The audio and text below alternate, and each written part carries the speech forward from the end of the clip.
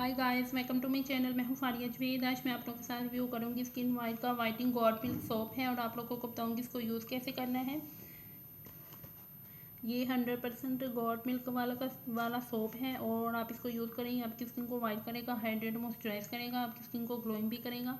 इसको आप यूज़ करेंगे, इससे आपकी स्किन आहिस्ता आहिस्ता फेयर होना शुरू होगी और आपको 15 दिन में बहुत अच्छे इसके रिजल्ट मिलेंगे। तो ये है ऑयली स्किन वालों के लिए, इसमें नॉर्मल स्किन और ड्राई स्किन वालों के लिए भी है।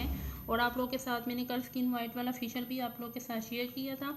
आप लोग ये और ये दोनों चीज़ें साथ यूज़ करें और इसके रिज़ल्ट आपको बेस्ट मिलेंगे और आपकी स्किन को वाइट भी करेगा, मॉइस्चराइज भी करेगा।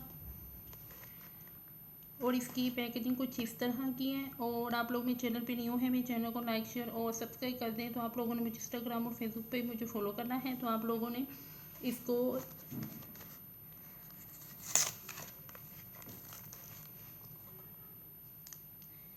तो ये देखिए इस तरह की पैकेजिंग में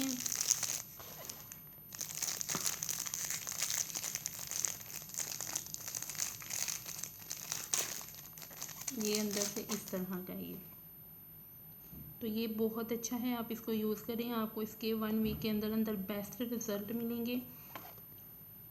और जो इसकी जो प्राइस है वो 75 है।